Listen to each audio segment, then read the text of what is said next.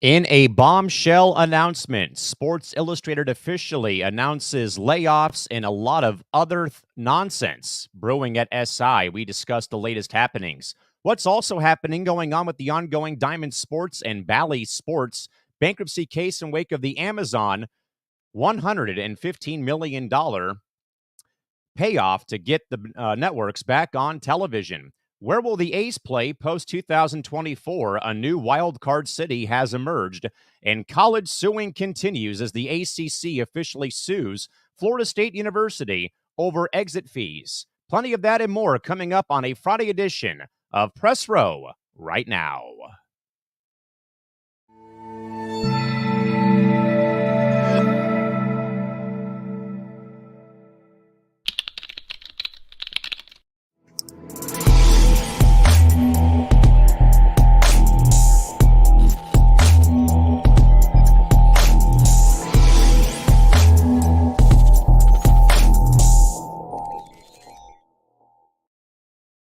This Coast to Coast Entertainment Network program is brought to you by Beside Me Bracelets. Our bracelets are handmade for any occasion. Use the promo code Coast to Coast for 15% off. Visit their website at besideme.com.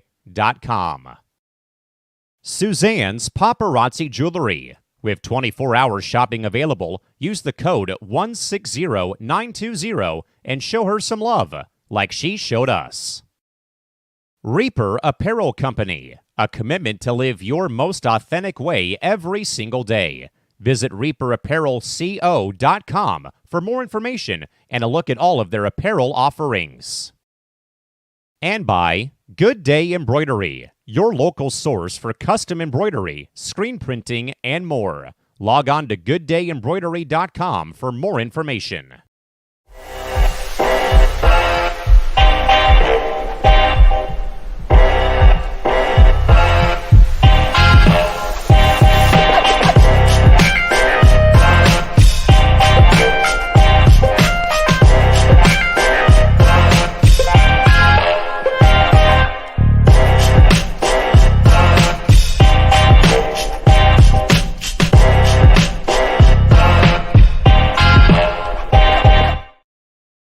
Happy Friday, everybody, and welcome into the Coast to Coast Entertainment Network on another edition of Press Row, covering all the biggest sports stories from the angle of the sports business and sports media perspective. Yours truly, Callan McClurg from the home studios here in San Diego, kicking off another episode here of Press Row and our Friday slate of programming here on C2C, coming off of a great week here for the network when it's boiled down to programming.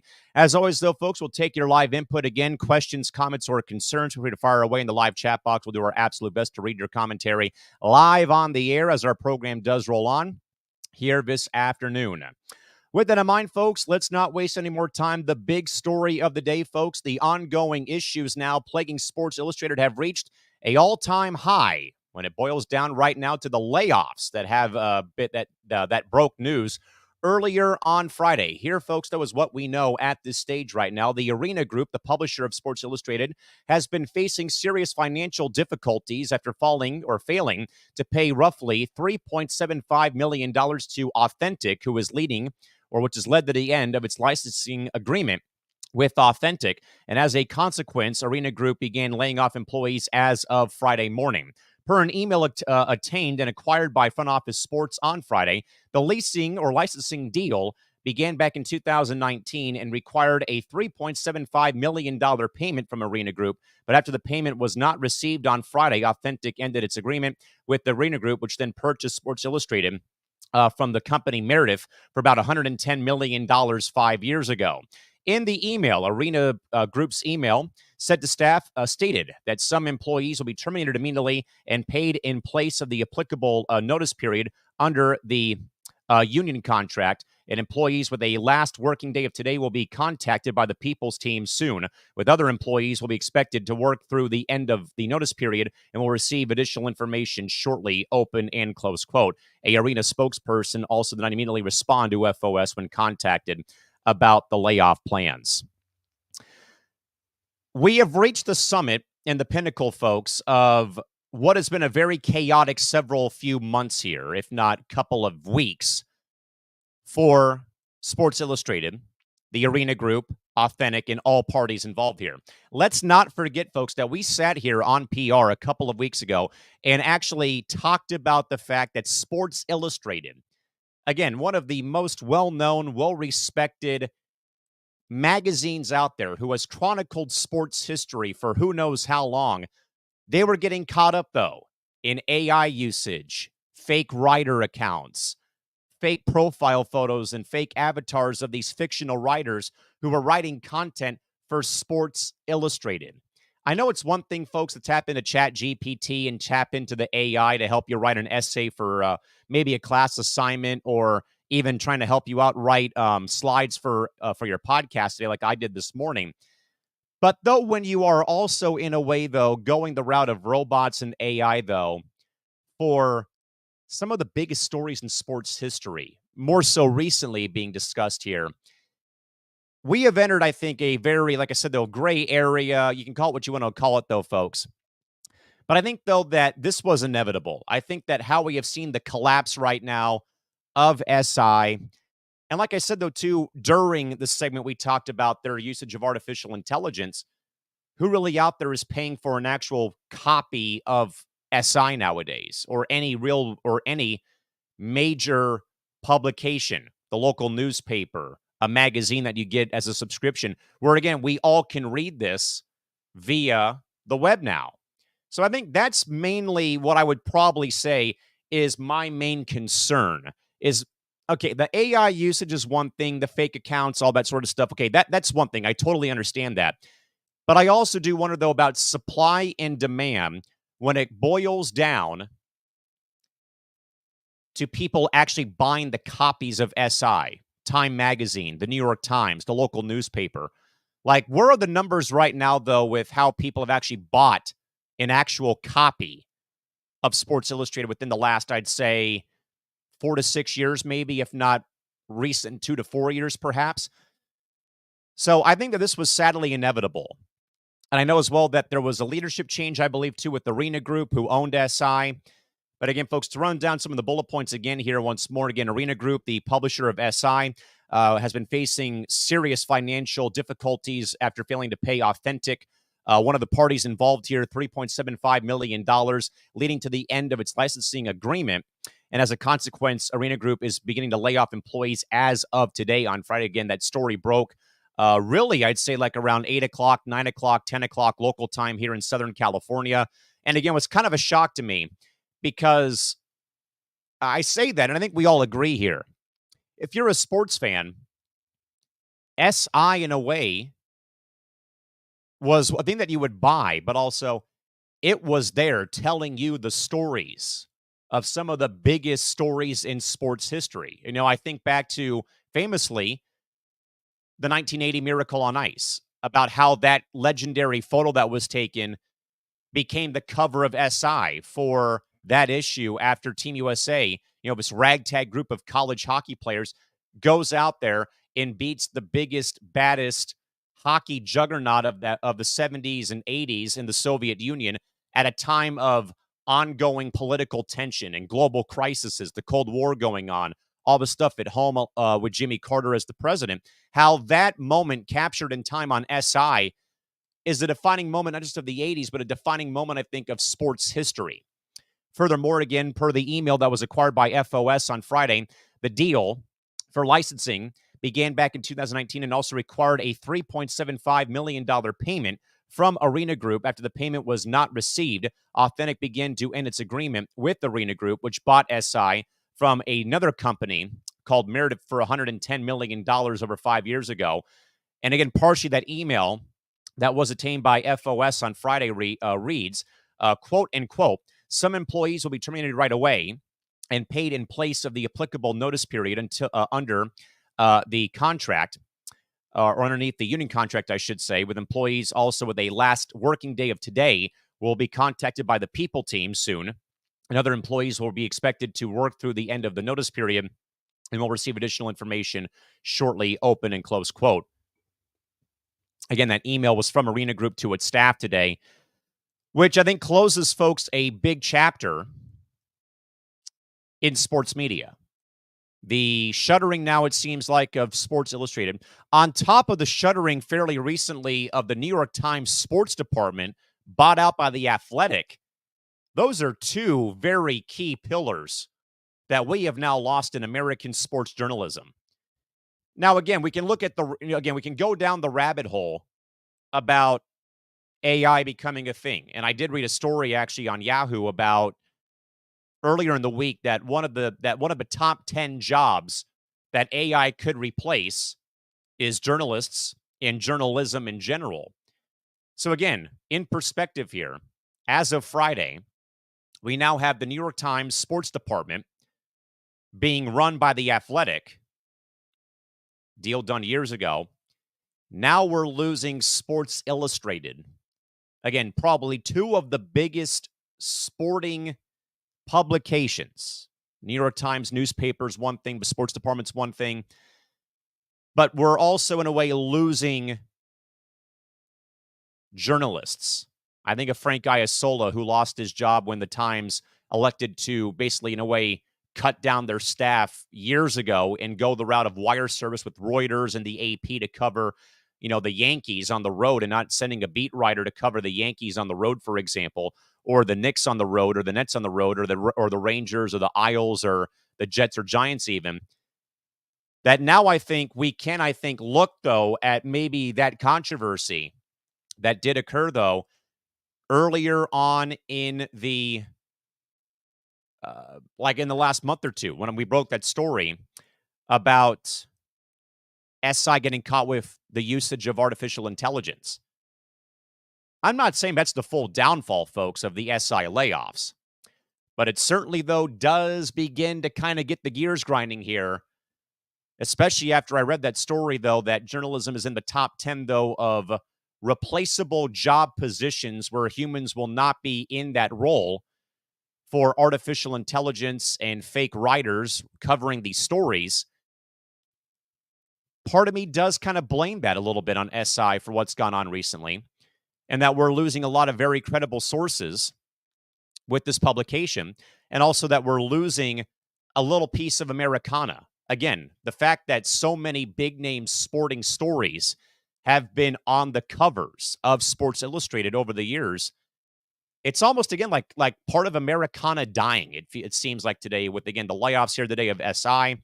And again, per reports, a arena spokesperson was not able right away to respond to FOS with plans of the layoffs. Wanting to shout out and say what's up to our good man, Big B, Brandon Herrera, fellow co-host here on C2C. Glad to have you aboard here today, my good man, and thanks for being here this afternoon.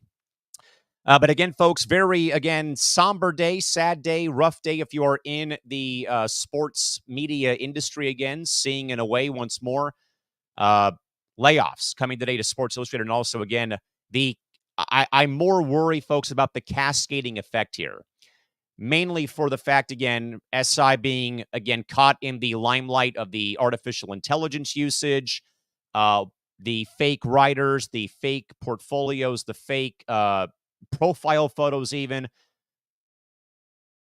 that, again, a little piece of American sports history here is dying with these layoffs. Now, again, who knows what that will actually mean going forward for SI in general. I would probably think, though, that this becomes now a route where they go basically covering everything electronically. Again, like I said, though, we basically read the local newspaper. We read stories from The Athletic. We read the newspaper. We read all of our commentary mainly on the web now. So it's almost like, is the newspaper an actual thing now, basically? Is it more of like the e-letter or the e-paper, basically, where you can get, your subscriptions to the email inbox every day? But once more, folks, again, a lot to digest here once more. But again, early on Friday, again, big news, though, in the sports media side of things today with, again, the layoffs being done today at Sports Illustrated once more, again, per reports of payments being missed by the Arena Group towards SI, financial difficulties. Part of the email, again, reading in part that a $3.75 million payment from Arena Group was missed. And once the payment was not received, Authentic ended their agreement with SI and the Arena Group, which was bought back 5 years ago for $110 million. Again, some employees will be dropped and paid in place of the applicable notice. under the union contract, and also that employees with a last working date of today will be contacted by, I'm guessing, HR for what will be the next step, and other employees will be expected to work through the end of the notice period, which right now there's no time frame given, and will receive additional information shortly, and as already speculated and said, though, as well. But again, a arena spokesperson did not immediately respond to Front Office Sports when contacted about those layoffs at Sports Illustrated here today. With that, folks, in mind, over to the ongoing saga. And again, we had we folks had a very big breakthrough on Wednesday. But again, Amazon Prime Video will in fact be able to interject and add some needed revenue to Diamond Sports Group and the floundering and flagellating Bally Sports RSNs. Bally Sports Networks is currently right now going through a rebrand process and has right now filed for bankruptcy to recover financially. But the company has recently received a much-needed boost through a significant investment and content distribution deal with Amazon Prime Video, as well as resolving a legal dispute with its parent company, Sinclair Broadcast Group Incorporated.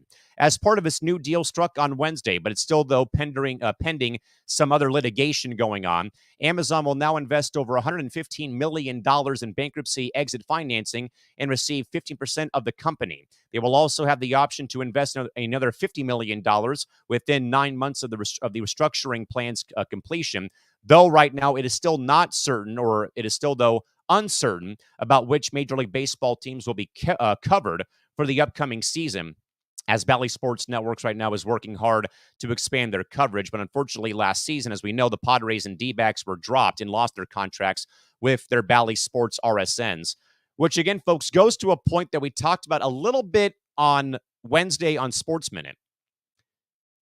I'm not 100% sure, though, what this will mean for the Padres and Diamondbacks, because I don't think that you're going to be able to kind of, in a way, come back to the table after you get dropped like a sack of potatoes by the Bally RSNs in Arizona and in San Diego.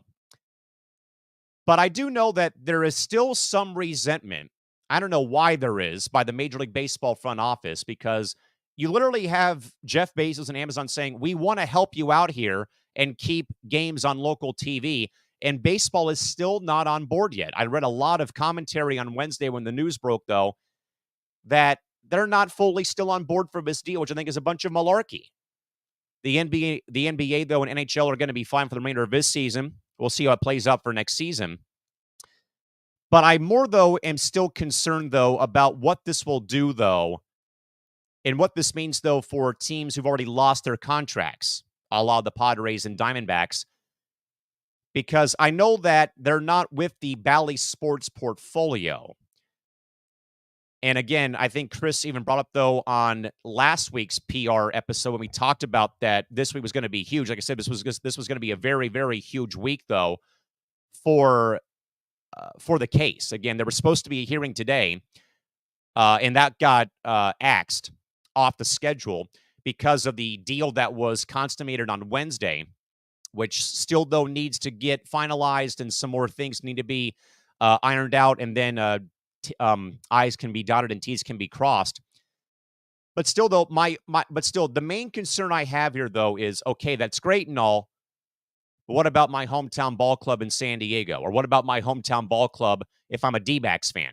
Do I still have to, scour my TV guide, basically, and look for a very obscure station to watch my team play? That's more of the concern I still have right now, though. And also, I still, though, have concern, though, that other teams may be dropped, though, even before this deal gets done. Now, again, I know I said here last week, folks, that I know that Rob Manfred and that the RSN team right now feels like that they can handle a good chunk of teams, jumping ship here. But still, I am still very, very nervous and still very concerned, though, that there may be more fallout, even though right now, if there is at least the framework in place to begin negotiating and then finalizing a deal for television for baseball. Because right now, that's the main culprit. That is the main worry I have, because I know that Bally and Diamond and Sinclair already were able to strike deals with both the association and the NHL for at least the remainder of the season. But I still, though, wonder about Major League Baseball. because I get more and more concerned, though, that baseball will not accept this deal because they are so damn stubborn. They're a lot like April and May Tauruses like myself. They can be stubborn. And I think in this case, you cannot be stubborn because as I reiterated on the show last week during the latest Bally Sports Talk that we had here, I want plan B and C and plan X, Y, and Z absolutely in place. Where again, the Padres maybe look at Your View Channel 4, KSWB Fox 5, KUSI Channel 951. Something needs to be in place, like what we have seen the Clippers and the Ducks and the do here locally in Southern California. If their games are not on Bally Sports West or SoCal, they have backup feeds that are shown here via KTLA Channel 5 or KCal 9 or KCOP 13 or KTTV Fox 11. Any team who is involved right now, I would even agree, and I would even say the Padres and D-backs. So my plan is as simple as this. If you are a part of this still sinking ship of Bally Sports, Diamond Sports, and Sinclair, though we know the framework is in place right now, but again, knowing though across the aisleway, you have a very stubborn, hard-headed, not easy to work with league commissioner who they already have two teams on their plate. And they're like, yes, we finally got what we wanted. Now, does the greed of the opposite side of the aisleway, the league commissioner's office, does this now result in a counter lawsuit? No, we don't want Amazon on board. No, we want all the teams who are on Bally on our portfolio so we can prove out there that we can stream games to fans in markets. I know that the numbers were great when they got the Padre package. Like they got like 180,000 or like 1.8 million new subscribers to MLB.TV. But again, that was a one-off. Not just that, look at the ramifications. The Padres were out $60 million because of the TV contract going underneath in late May. So if I'm one of these teams right now in this Bally Sports fiasco, like I said last week, I would begin putting my own framework in to talk to local over-the-air stations. Again, like the local Fox station, the local NBC station, the local ABC station, local CBS station, to at least go, like, in a way, go back to how things used to be where games were on over-the-air stations. Like the Padres on Channel 8 for so long here, Channel 9 on Sundays, and Channel 4 forever. That may have to be the way that you go until this whole entire Bally ordeal is finally taken care of. Now, again, I'm fully on board, though, for Amazon helping out here. I absolutely love seeing this come to fruition. And also having Diamond on board and Bally on board and Sinclair on board to have Amazon pump the money in. All that is great. I'm just more concerned, though, that this stuck-up, incompetent, screwed up, stubborn, hard-headed commissioner's office can look at this and say, no, we're going to sue. We don't want any of this coming from the opposite side. We want MLB.TV as the only home for Padre games and D-back games and whoever else we get on our plate. That's the only concern I have now here, is that something will come from the opposite side and we're not going to be able to have this done in time maybe for the season. That is the main concern I have right now, is that though we have made, I think, a huge step forward on Wednesday, and again, the meeting or the hearing today was postponed because of the framework being put in place on Wednesday. But as more sand ticks through the hourglass, and knowing that the ball is kind of in a way back in the court right now of the commissioner's office, who right now is not on board for this, that's what scares me. Because even though that this looks great right now on screen, or looks great though, again, even though it won't affect my hometown club with the Padres because of them not being on the Bally Sports portfolio, but it does concern me though that there may be a countersuit, the commissioner's office will veto it or won't allow it to happen because they're like, well, hey, we got 2 teams on our plate already. Why can't we have it? That's more of the concern I have, though. And I'm sure, though, if you are in a market like Chris in Arlington, Brandon even up in Minnesota, I think you are very concerned right now that there is right now, in a way, that this is not really going well. Like it feels like you've taken one big step forward, but though that the rug though could be basically lifted up right under your feet basically, because then the commissioner's office will say, well, look, we've already got the Padres and Diamondbacks. We want more basically because we want to prove that we can stream games. We can do this. We can like in a way it feels like the commissioner's office wants to kind of like almost do like, hey, I told you so, kind of, if you kind of catch my drift here. Like the fact that the NBA and NHL already have deals in place with Bally beyond, at least for this year and maybe beyond. The baseball track record is what more so in a way is what is concerning. That's more the concern level I have, though, is what really will happen if there's a countersuit here. That is more of my concern level. And also, the other concern, though, would be, well, okay, can the Padres maybe get back on Bally Sports San Diego or even the Diamondbacks or any other team who maybe loses their deal? I'm not so sure.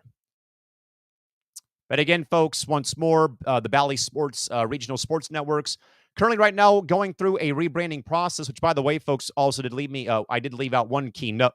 Excuse me, one key note, though, on the rap sheet here is that once this deal, if and when it's done, the Bally Sports name will be sunsetted and retired, and all the stations will rebrand.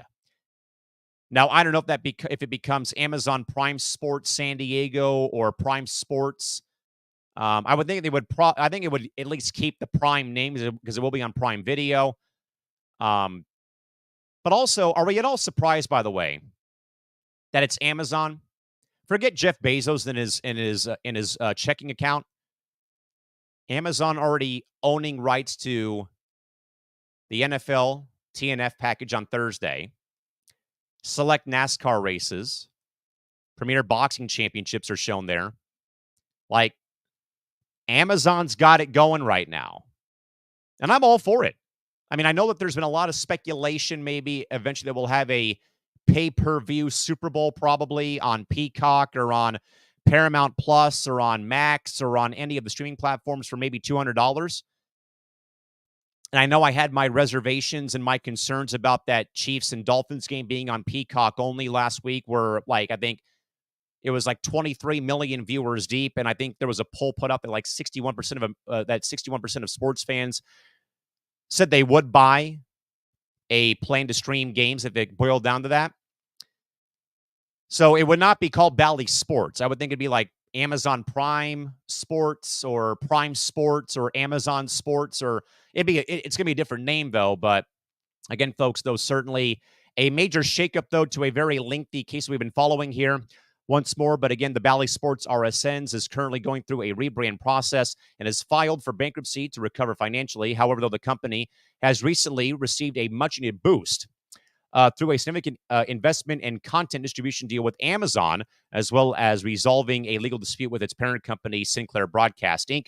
As part of the new deal that is currently being worked on and consummated, though, as of Wednesday, Amazon will pump in $115 million in bankruptcy exit financing and receive 15% ownership of the company. They also have the option to invest another $50 million within 9 months of the restructuring plan's completion. Though it is uncertain which MLB teams will be covered this season, Bally Sports Networks is working hard to expand their coverage, though. But again, the Padres and D-backs being off the portfolio, who really knows, though, what will happen, again, with the Padres and D-backs, where, again, folks, that goes to my point, though, I said, though, where you have to begin looking at plans, plan A is one thing with MLB.TV. What about plan B and C and plan X, Y, and Z? That, again, is more so my concern right now for San Diego and Arizona baseball fans is what's going to happen next.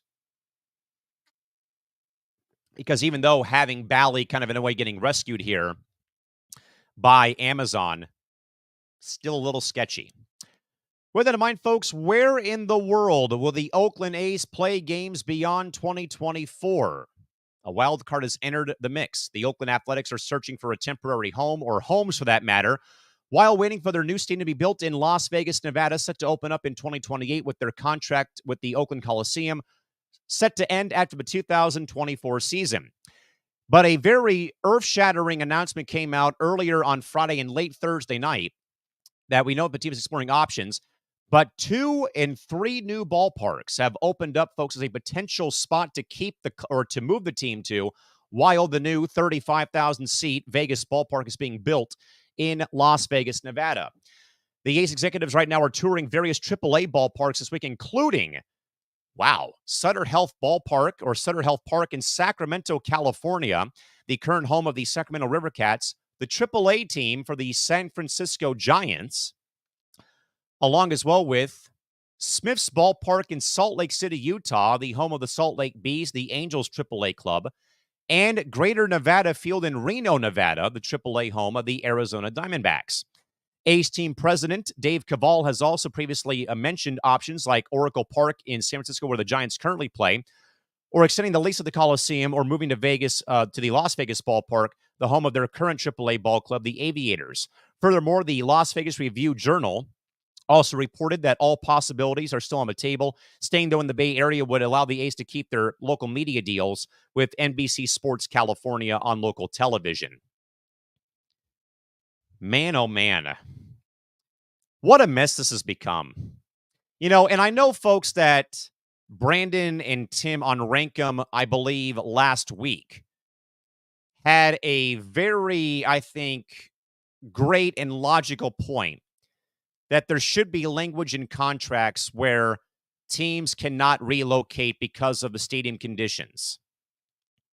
I wish that was apparent when the Chargers left for Los Angeles about 6 or 8 years ago, roughly, maybe 9 years ago. But now, folks, man, we have now, ladies and gentlemen, gone from the A's maybe going to San Francisco to share the ballpark with the Giants at Oracle Park, renewing the Coliseum lease, bolting straight to Vegas after next season to play at the Las Vegas ballpark in Summerlin, the home of their AAA ball club. Now, though, folks, 1 NorCal City, a wild card now in Salt Lake City, and another AAA ballpark in Reno, Nevada. So I look at it this way, folks. Regardless, the A's are out of Oakland next season, because I don't think that the Athletics, actually not even the A's, if you're the city of Oakland, do you really want to keep your divorce partner in your life beyond next season? Like, I know that's a thing, but then you also run the risk, though, of a lot of drama. Because I know that the A's, I believe, have been making tickets more and more expensive to kind of, in a way, keep the fans out, because they know damn well that there's going to be boos, there's going to be sell the team shirts and all that stuff that happened last year. To the fans' credit, though, for kind of, in a way, stepping up to the plate last year. So I do not believe that the A's will go back to the Coliseum, though they have the option. Again, it's that very ugly divorce. You're going through the divorce process. Do you really want to keep your ex-partner in your house once it's all said and done? Knowing as well, though, what might happen, though, with that fan base if the A's are still there beyond 2024. Like, even if that's the case, so, and the fans try their best to, like, come back and support the ball club and, like, try to say, hey, it's not us, it's the ownership group, I don't think it's going to work, sadly. Sacramento was a bit interesting, because that is literally your Cross Bay Bridge rivals AAA ballpark. You kind of begin entering that whole debate about the A's going to San Jose. Is it really Giants TV territory? Is it this? Is it that? Then, though, you throw in the wild card, though, of Salt Lake City. Part of me actually was thinking about that before I saw the announcement come out. If you were on Press Row, though, and maybe even on a couple of old shows back in September when I first joined C2C, you might remember me saying that Salt Lake City to me was a top market potentially for the NHL. For the fact of the LA Kings playing their annual Frozen Fury game at the now rebranded and back to being called Delta Center against the Vegas Golden Knights. Knowing that the Jazz also have come out and said, we'd love to have a hockey team to kind of help share dates at our building. But also, folks, keep in mind this too. Salt Lake City is also a potential MLB expansion market. Montreal, Charlotte, Portland, Oregon, Nashville. Salt Lake City also, I think, right now is working on legislation to build a brand new ballpark for a major league franchise. So why not use a relocating ball club, put them in the home of the Angels AAA club in the Salt Lake Bees, and start testing the market? Reno, I'm not sure about, though I know it's close by to the Bay Area. Flights out of out of Oakland to RNO is probably like half an hour, 45 minutes maybe. I don't know though about Reno. Don't know if there's much fan interest other than when the Aces do play up there for the D-backs AAA club.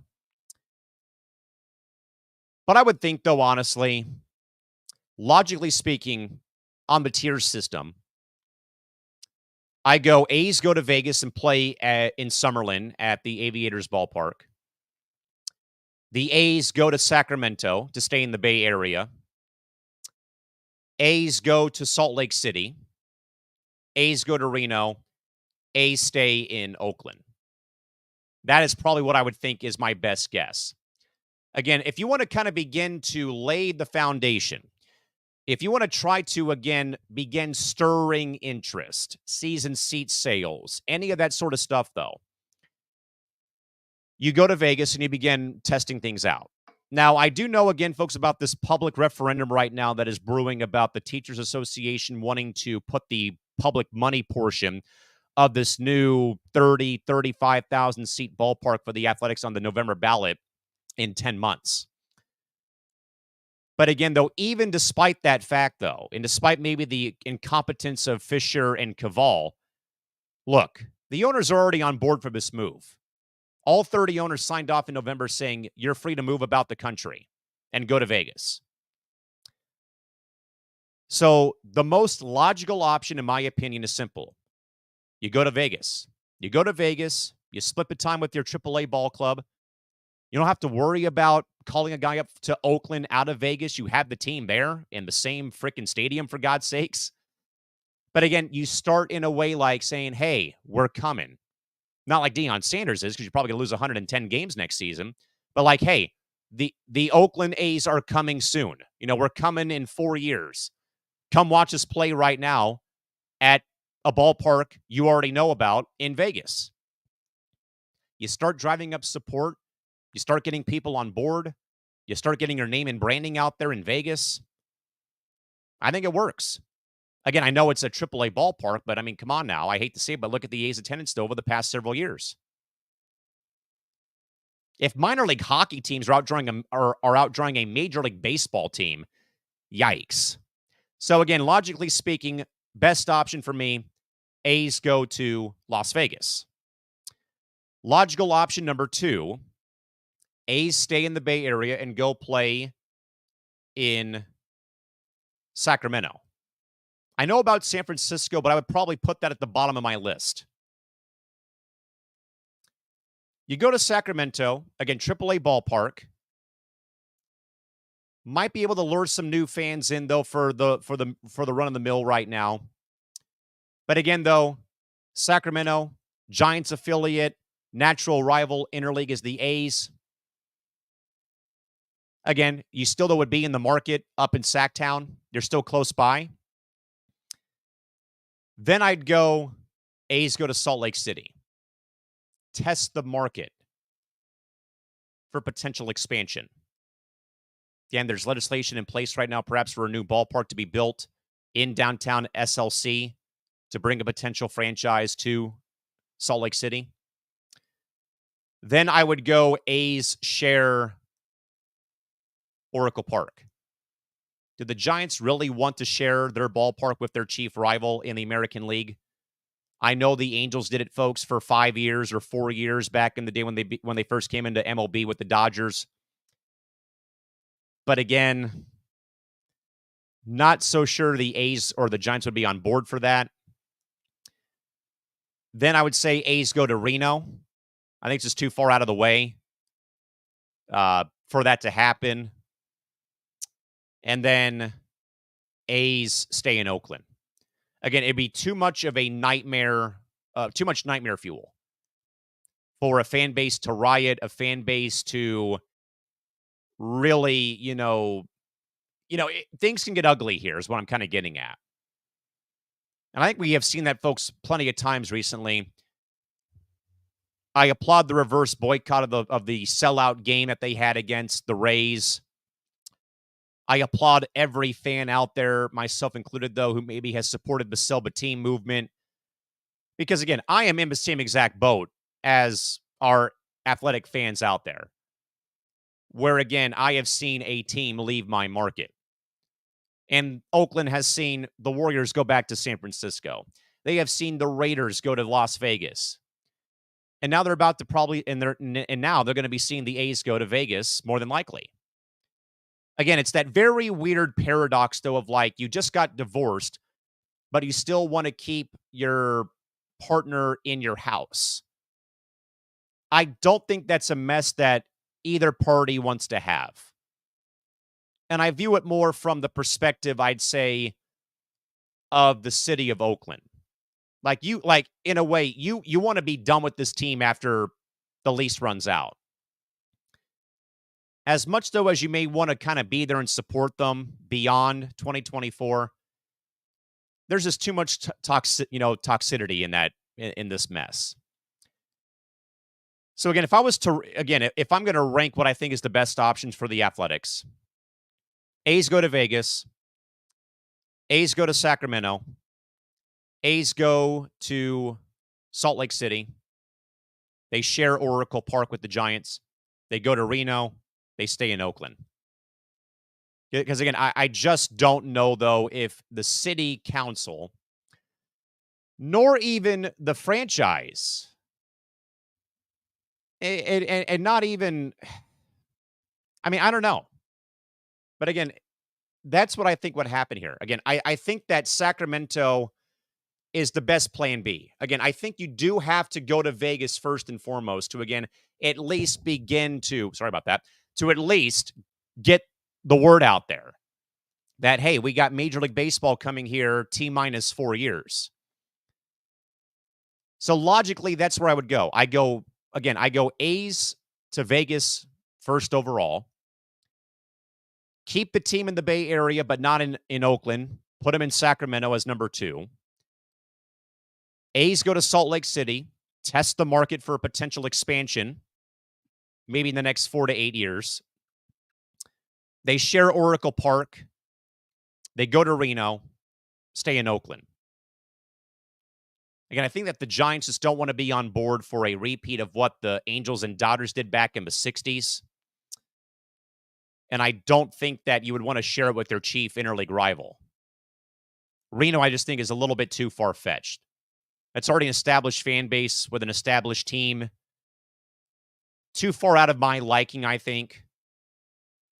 Plus, though, again, if you go to Reno, though, and collegiately, Vegas and Reno absolutely despise each other collegiately, don't think you want to be sending out that kind of message to your new potential fan base in Vegas of catering to the fan base in Reno.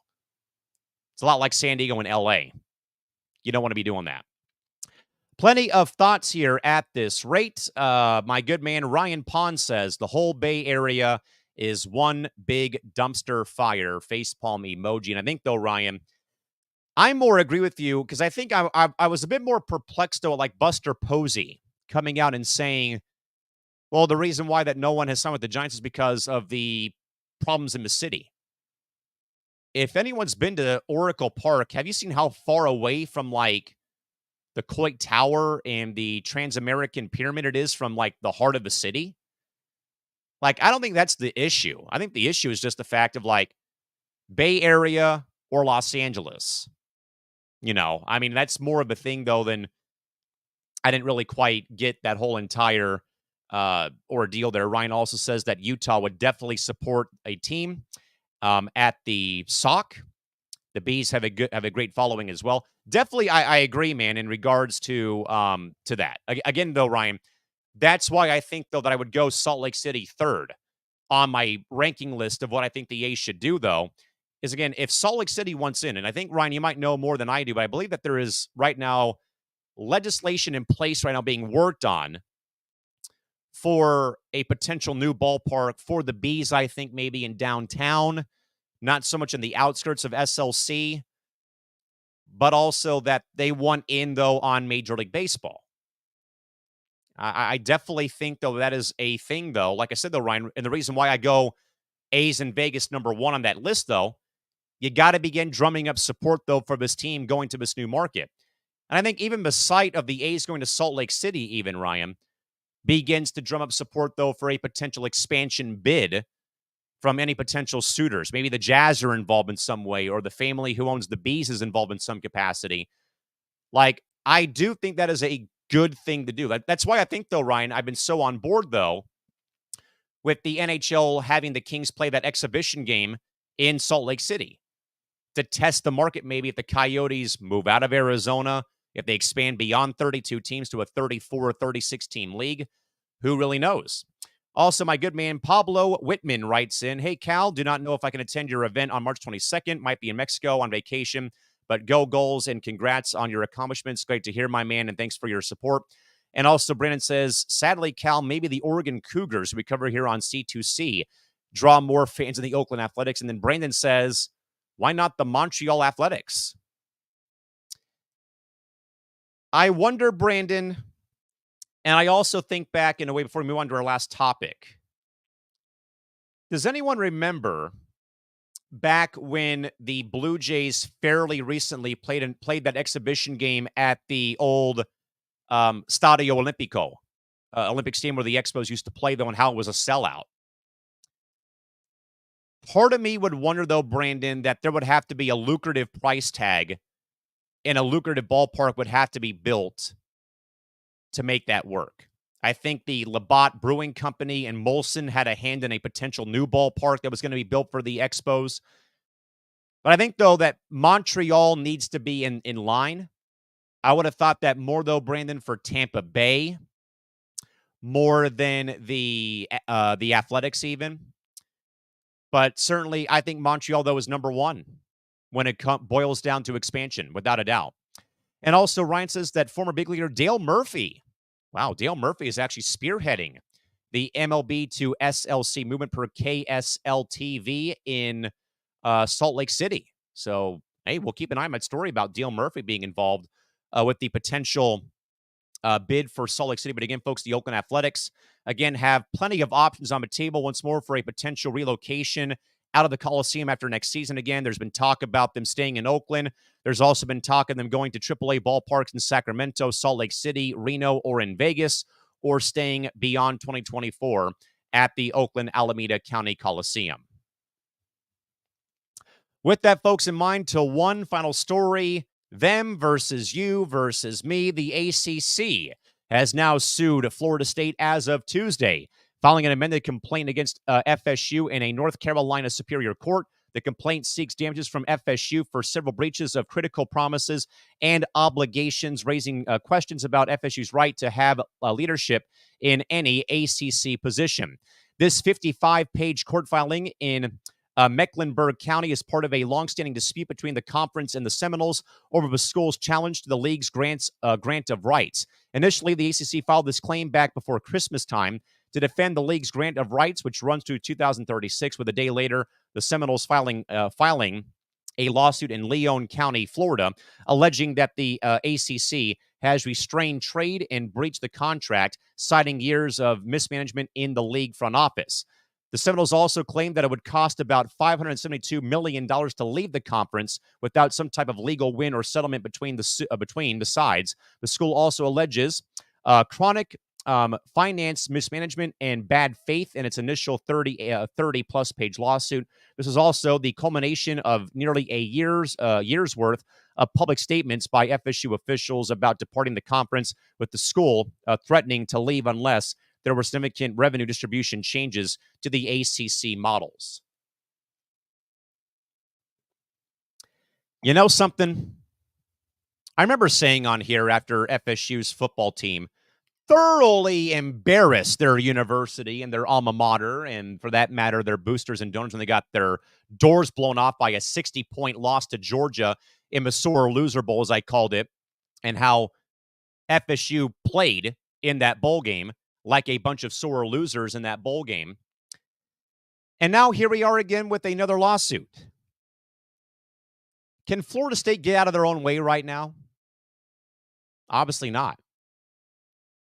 Folks, let's just look back, though, at like the last roughly 6 weeks, 7 weeks, 8 weeks. Let's go all the way back to Selection Day for the CFP. Florida State gets left out. Again, the kids, to their credit, though, again, have their frustration and emotions pour out on live television, which I totally understood and still understand. Again, having been at that spot, though, where your hard work as an athlete, student athlete, doesn't get recognized because people viewing you again like that puppy at the pet store to get adopted doesn't view the whole story. They just look at the numbers and, well, third string QB won't sell the product, though, to a nationwide audience on ESPN. So we start there. Then we go to the governor's office, putting aside $1 million of a state budget to sue the CFP committee for leaving out Florida State. Then leading up to the game, the Attorney General's office also announces their plans to sue the CFP over what had gone on. Then we go forward ahead to learning that 20 different players sit out the bowl game for Florida State against Georgia. And practically in a home game in Miami, far from Tallahassee, but still, in a pretty much a home game, the Seminoles play like a bunch of sore losers and let Georgia, unfazed by what had gone on with the committee selection, the Seminoles let the Bulldogs curb stomp them 63-3. A plus 60-point differential victory for the Bulldogs in a game that just proved to me and proved to the nation Florida State was a group of sore losers just because they didn't get their way.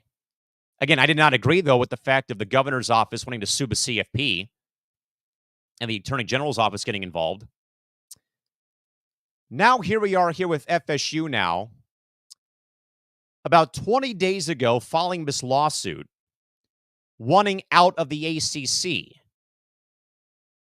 Now we have the counter lawsuit, where again the ACC filed a amended complaint on Tuesday against the Seminoles in a North Carolina Superior Court, seeking damages from the Seminoles for breaches of critical promises and obligations, which have raised questions about FSU's right to have leadership in ACC positions. The filing, 55 pages in length, part of a long-standing dispute between the ACC and Florida State over the school's challenge to the league's grant of rights. The Seminoles also claiming that it would cost more than $572 million to leave the conference without some type of legal victory or settlement.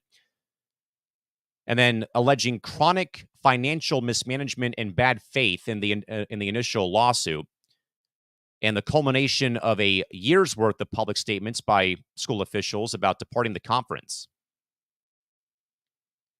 So again, conference realignment rears its ugly head again.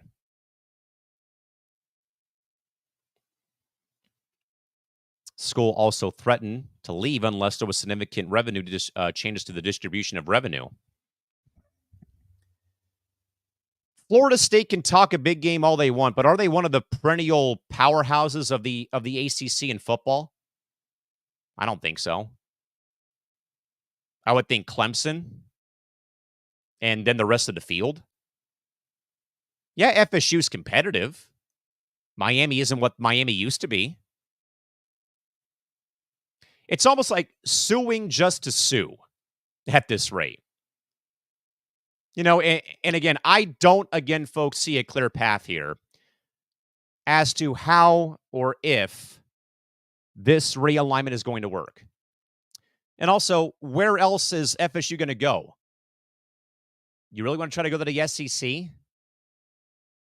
I mean, the football program is good and all, but the likes of Bama, I know now post-Saban, LSU, Georgia.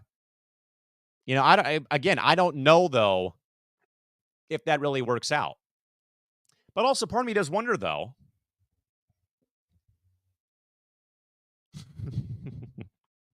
And I really hate to say this, but I will. Do the Seminoles want out? This makes me giddy.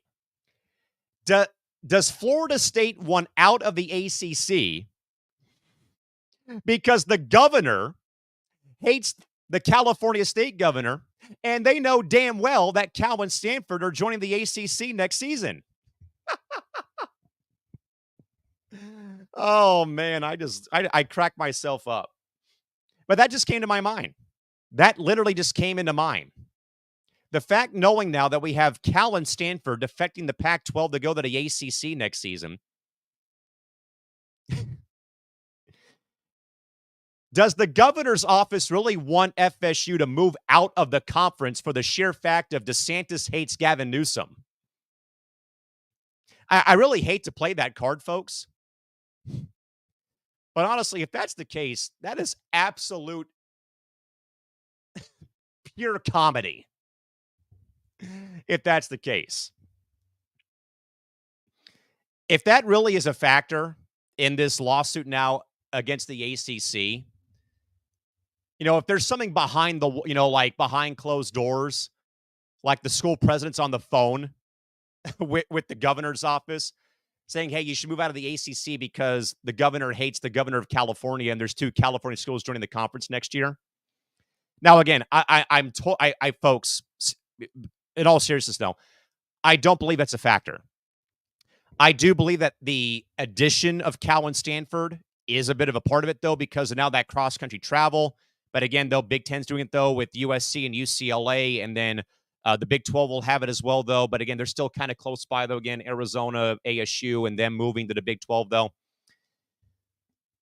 But, man, I really, folks, am just very concerned, though. And again, I know I've said this, folks, so many times on here, and I kind of hate being the broken record. But it just seems like, though, that college athletics, though, and again, I know that we're going through some changing times right here and right now, though. But, folks, there has to come a point in time, though, where something gives here. And I don't know what that's going to be with what gives, maybe. But I just feel like, though, there's going to be more and more of this utter nonsense here of, hey, it's going to be literally them versus you versus me. Like that Finger 11 album that I quoted in my headline here. ACC will sue Florida State. I'm kind of surprised that the Pac-12 did not sue anybody who left the conference. I just kind of feel like that we're entering, we're entering a great brand new era. It's a great brand new era if you're in college football. Like I've said, folks, so many damn times on this podcast. Again, it's great for football. But again, the host here does not really care about college football or American football in general, other than the FCS level of it, of the school that I work at. Again, I care about my college volleyball teams, college soccer teams, college basketball teams, college baseball, college softball. Those are where my concerns are at. Knowing again, though, about the amount of travel again, the amount of athletes who, again, we have seen sadly succumb to self-harm and suicide over the past several years during and after COVID. The amount of time away from home now with them in these new conference alignments, though, with where they're at right now, that there's going to be more and more lawsuits. Again, it could be conference versus a school. It could be players suing the NCAA over the transfer rule. That's also a big thing that's still being talked about right now. So again, folks, I think that there is just too many factors out here right now. There is just too many factors out here right now. Conference realignment, NILs, a 24/7 open for operation transfer portal, television revenue, and again, student-athlete health and wellness. Just too many factors right now are happening, which kind of just feels like at the same time right now when it boils down to where college athletics is at. And again, we'll see, though, how maybe things work out over the next several months into the offseason after all the sports have concluded for the year and we get back to work in college athletics in August of this year. But again, folks, the ACC and Florida State now again suing each other over alleged miscommunication and mismanagement of finances in place and a potential exit for the Seminoles from the ACC, which again goes back to my phony baloney argument. Again, maybe it's Ron DeSantis telling FSU, leave this conference because my old boy Gavin Newsom in California has two of his schools coming in to our conference. Leave while you can. Again, I know it's very stupid of me to think that way, but again, it just kind of came to me like, how comical would that be, though, if that was the case, though? I know it's not the case, though, but man, oh man, again, the ever-evolving, changing landscape right now of college athletics, folks, has just been so hard to cover and so hard to keep tabs on for what we have seen right now again. The realignment, the NILs, the never-closed transfer portal, lawsuits about transferring, conferences suing members of their conference, schools suing the conference. Again, just a lot of legal mumbo-jumbo right now that hopefully will get ironed out and fixed as more time does go on here, hopefully. But regardless, a very, very just chaotic, very just chaotic times right now in college athletics here. And again, we'll see, though, how more of this does play out.